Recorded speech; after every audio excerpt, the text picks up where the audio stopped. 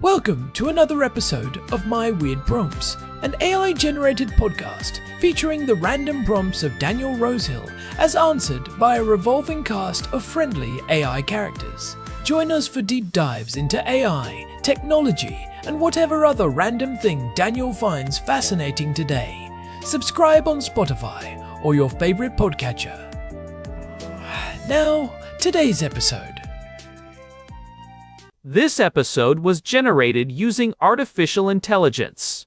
Please verify facts. Hi, Herman and Corin. So agentic AI is continuing to make significant headroads at the moment, and we're seeing with Open Claude it actually capturing the mainstream interest in the news. I wouldn't say that the people using Open Claude yet are necessarily mainstream, by which I just mean it's still a very technically literate and tech-centric user base.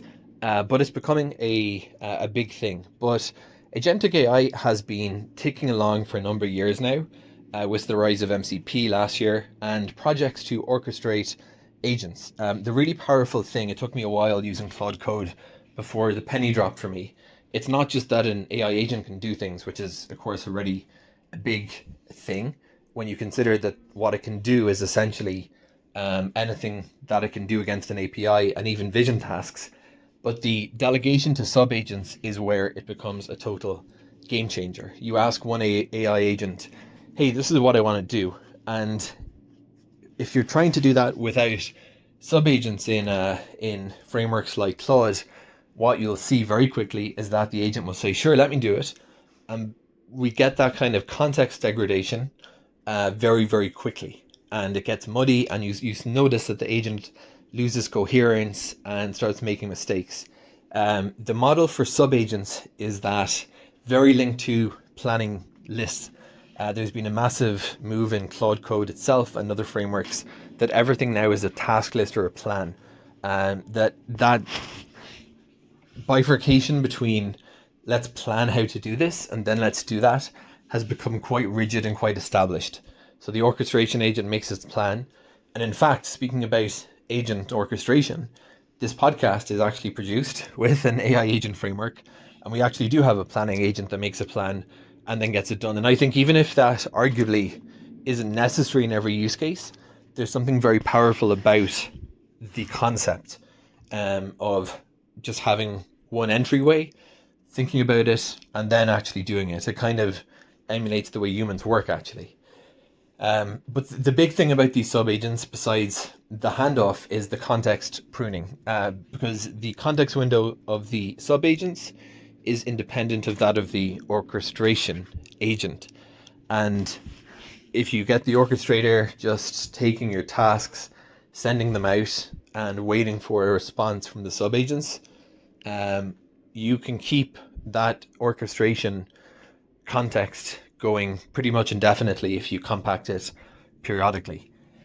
So Herman and Corin, some of the frameworks that we've seen to date for multi-agent orchestration include things like CrewAI, Microsoft's AutoGen, and then beyond that, there's this kind of huge long tail.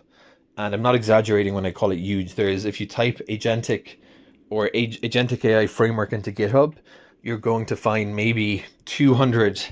Last time I checked, that's a very conservative estimate. Projects that are all different spins on this. What I'd love to talk about, Herman and Corin, is we've seen that OpenAI, Google itself, have released their vendor frameworks, which are optimized for their own models. And then we have tools like Crew, as I mentioned, that are platform agnostic.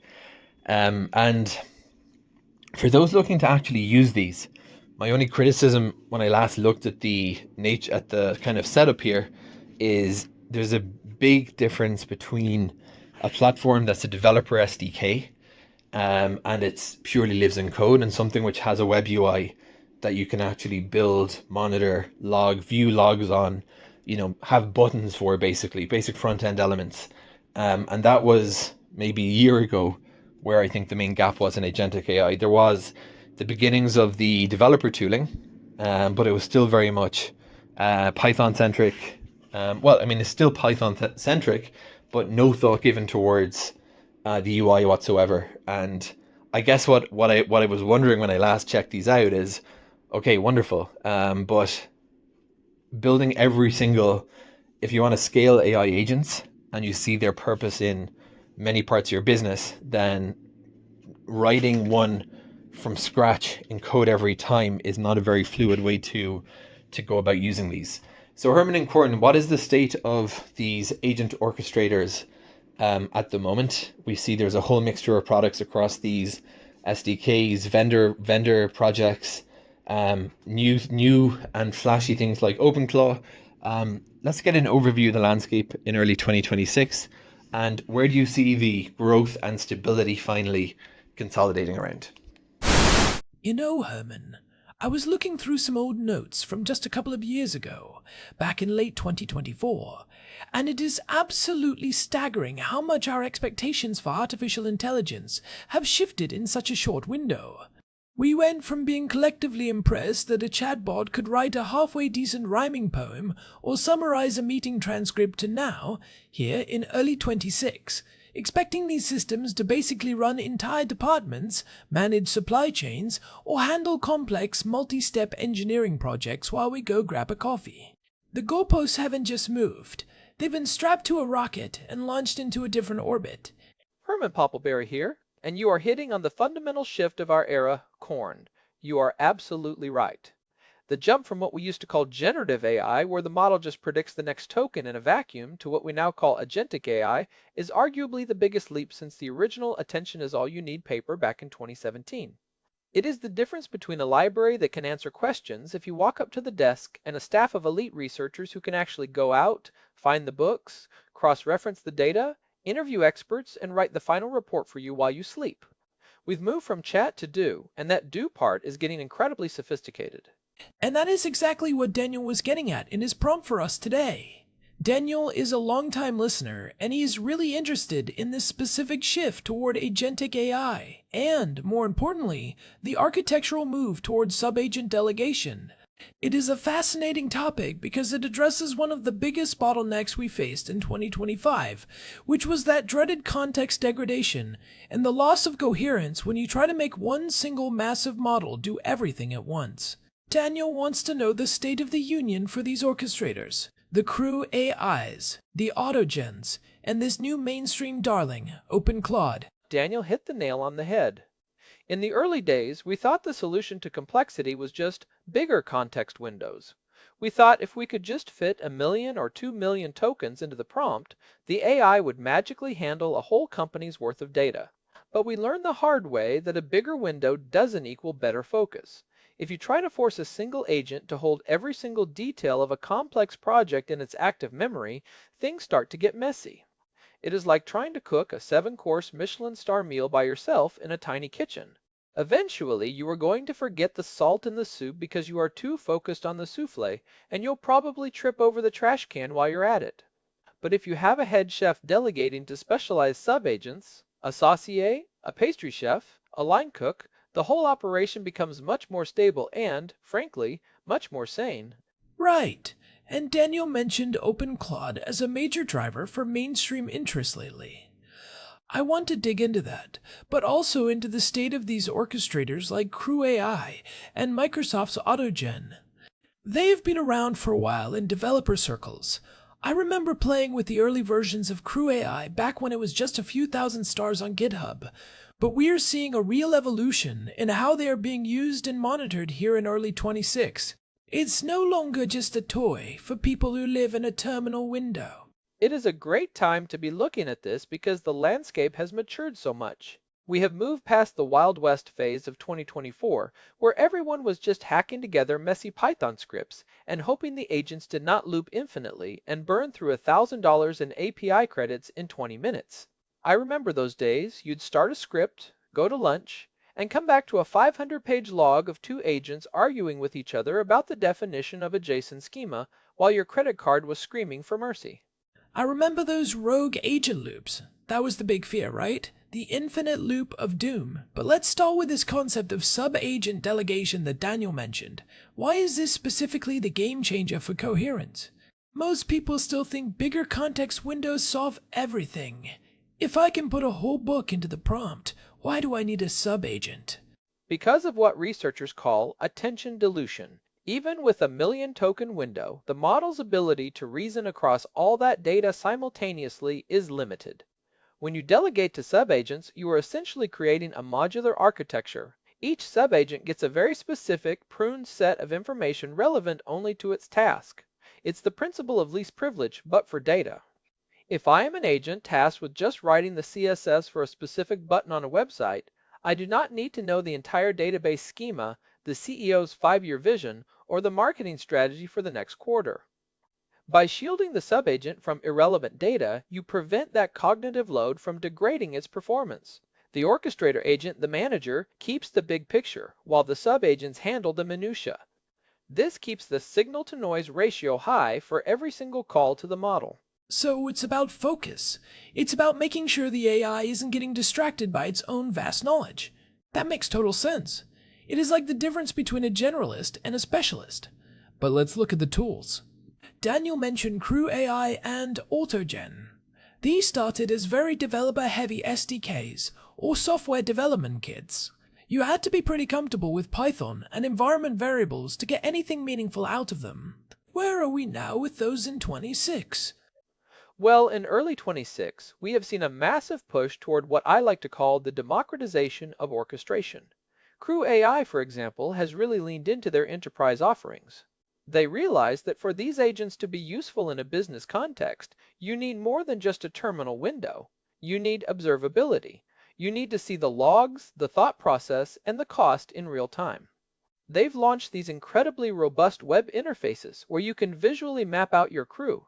You can see the manager agent assigning tasks to the researcher agent, and you can actually watch the editor agent reject a draft and send it back for revisions. It looks more like a project management tool like Asana or Jira than a coding environment.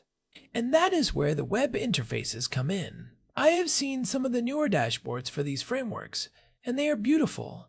You can actually see the agents talking to each other in a side panel, right? It's like being in a Slack channel where all your coworkers are bots. Exactly, and that is crucial for trust. If you are delegating a mission-critical task, say, analyzing a legal contract or optimizing a logistics route to an agentic swarm, you cannot have it be a black box. You need to see the planning agent create the task list, the execution agents checking off items, and the quality assurance agent sending things back for revision. Most of the major orchestrators now have these robust visualizers. It is not just about writing the code anymore, it is about managing the digital workforce. You're moving from being a coder to being a director of operations. It is interesting that you use the word workforce. It really does feel like we are moving toward a world where a solo founder can essentially manage a digital team of 20 specialized agents. But what about the stability? Daniel asked about where the growth and stability are consolidating. Are we seeing everyone move toward these platform-agnostic tools like CrewAI, or are the big vendors like OpenAI and Microsoft winning the war? It is a bit of a split, honestly, and it depends on your scale. On one hand, you have the vendor-specific projects. OpenAI has their Assistance API, which they have refined significantly over the last year. Google has their Vertex AI Agent Builder. These are very stable because they are optimized for their own specific models. If you are 100% in the Google ecosystem, their agent tools are incredibly performant because they can do things at the infrastructure level, like pre-caching certain context or using specialized hardware that a third-party tool cannot. They offer a one-throat-to-choke solution for enterprises. But then you lose that flexibility. If a new model comes out from Anthropic or an open source model from Meta that is suddenly 10 times better at a specific type of reasoning, you are stuck if you are tied to a vendor-specific orchestrator. That is the classic vendor lock-in trade-off. And that is why frameworks like CrewAI and Microsoft's AutoGen are still so popular and where I see the most long-term growth. They are model agnostic. In early 26, the most sophisticated users are running hybrid swarms. You might have a GPT-5 model acting as the high-level manager because of its incredible planning capabilities, but you have a bunch of smaller, faster, and much cheaper Llama 4 models doing the grunt work of data entry or code formatting. You might even have a Claude model doing the creative writing because of its unique prose style. Frameworks like CrewAI allow you to mix and match the brains of your agents based on the specific task. That flexibility is a huge draw for developers and businesses who do not want to be beholden to one single AI provider's pricing or downtime. Let's talk about Open Claude for a second. Daniel mentioned it as something capturing mainstream interest. For our listeners who might not be following every single GitHub repository or AI newsletter, what exactly is the significance of Open Claude in this agentic ecosystem? Open Claude is a bit of a phenomenon. It is essentially an open source framework and UI that leverages Anthropic's Claude models, but it is built to be much more agentic than the standard web interface you get at Claude.ai. It really leans into the Model Context Protocol, or MCP, which we have talked about before but has really become the industry standard in the last 12 months. Right, MCP was a huge deal when it launched. It basically gave agents a standardized way to talk to local files, databases, and APIs without having to write custom glue code for every single tool. Exactly. Open Claude takes that and makes it accessible to people who are not necessarily hardcore engineers. It has this very slick interface where you can see the agent's plan, you can interrupt it, you can steer it, and most importantly, you can see it spinning up subagents for specific tasks. It has become the poster child for what a user-friendly agentic interface should look like. It's the pro version of the chatbot experience. It's where you go when you realize that a single chat window isn't enough for the project you're trying to build. I think that steering part is key. One of the frustrations with early agents in 2024 was that they would just go off on a tangent, and you could not really stop them until they were done and you'd already spent $5 in tokens. Being able to see the plan and say, wait, do not use that API, use this one instead, or actually skip step 3 and go straight to step 4 before it even starts the task. That is a huge leap forward in usability. It's human in the loop, but in a way that feels natural, not like you're debugging code. It really is. And it ties back to Daniel's point about context degradation. In Open Claude, when a sub-agent is created, it is given a fresh, clean context window. It only knows what it needs to know. When it finishes its task, it passes a concise summary back to the main agent. This summary-based communication is much more efficient than just dumping the entire conversation history into one big bucket. It's like a manager getting a one-page briefing instead of being forced to read every single email the employee sent that day. It keeps the manager agent's head clear for high-level decision-making. It sounds like we are finally applying classic software engineering principles to AI. Modularization, encapsulation, clear interfaces between components. We are moving away from the idea of the AI as a single monolithic godbrain and toward the idea of the AI as an organizational structure. That is a perfect way to put it, Korn. We are building digital bureaucracies in the best sense of the word, efficient, specialized, and scalable. But here is where it gets really interesting in 26. We're starting to see the consolidation of these SDKs. A year or two ago, there were hundreds of agent frameworks. Everyone and their cousin had a GitHub repo with a new way to chain prompts. Now, the market is shaking out. The winners are the ones that prioritize state management, the ability for an agent to remember where it is in a long-running process even if the power goes out or the API hiccups. So who's winning that battle? If I am a business owner or a developer looking to build something today that will still be relevant in 2 years, where should I be putting my energy? Is it CrewAI? Is it AutoGen? Or is it something else? If you want maximum control and you are comfortable with code, the combination of CrewAI for orchestration and something like LangGraph for complex logic is still the gold standard. LangGraph, which comes out of the LangChain ecosystem, allows you to create these very intricate stateful flows. It is great for when you need your agents to follow a very specific nonlinear process with loops, conditional logic, and human approval nodes. It's less about, let's see what the agents do, and more about, I am designing a sophisticated machine that uses agents as components. And for someone who wants more of a plug-and-play experience, the person who doesn't want to manage a Python environment. That is where the web-based orchestrators are dominating.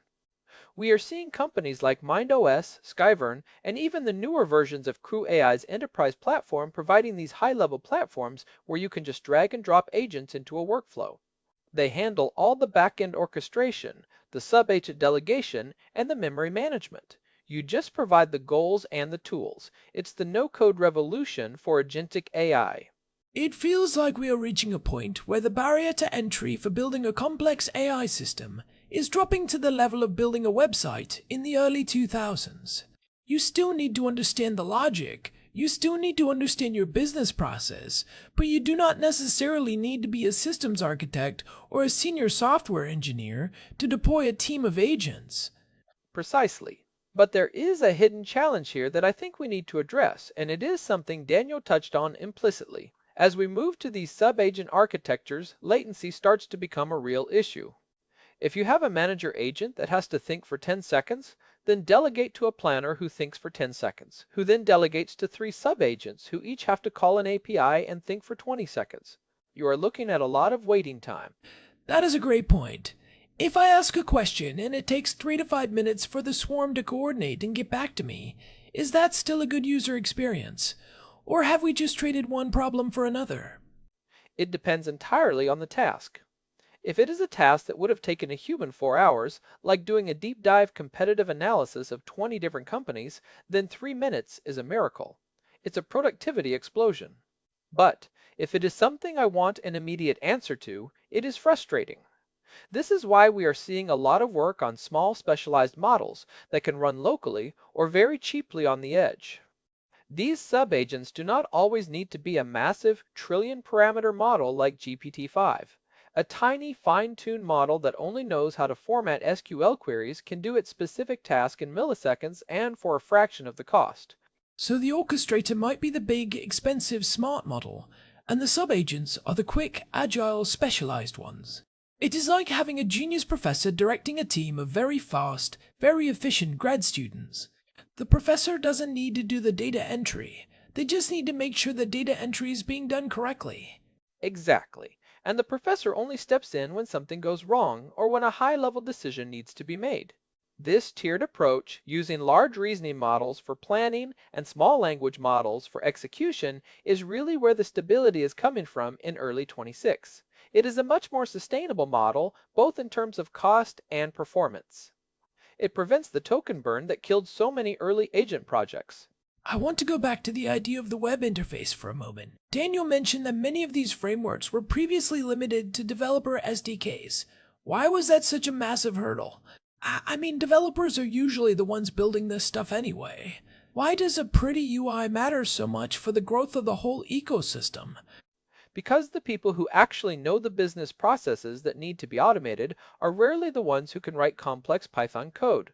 Think about a legal department, a medical billing office, or a supply chain management team.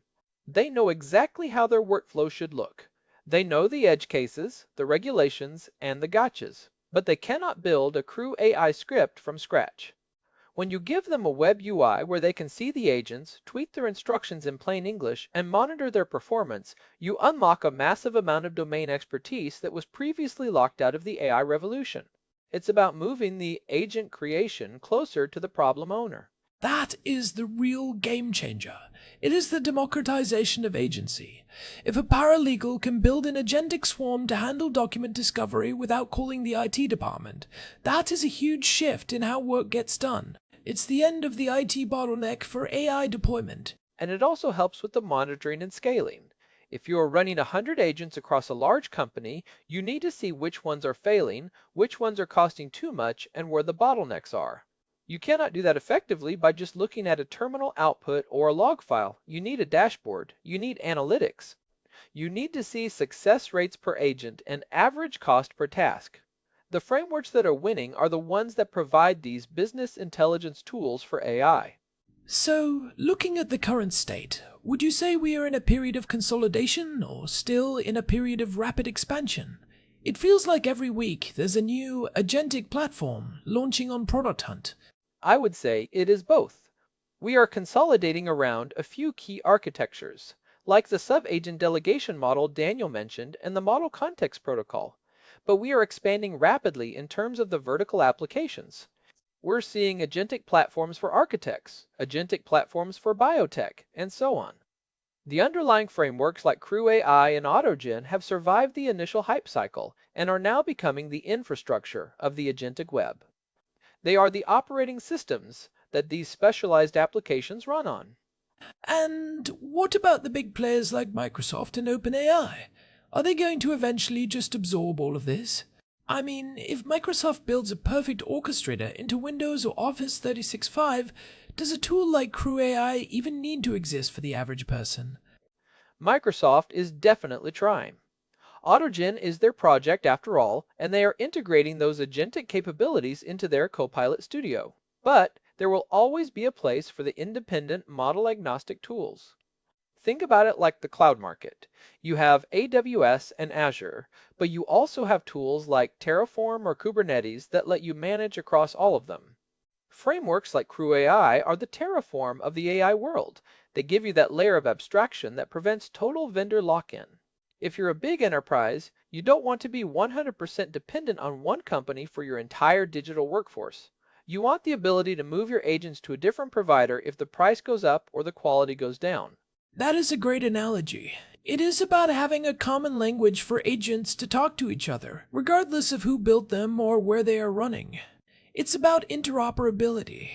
And that brings us to the next big growth area, agent-to-agent communication protocols. It is not just about one person managing a swarm, it is about swarms from different companies talking to each other. Imagine your personal travel agent talking to an airline's booking agent, which then talks to a hotel's concierge agent. They are negotiating, exchanging data, and confirming details in the background while you're just sitting there.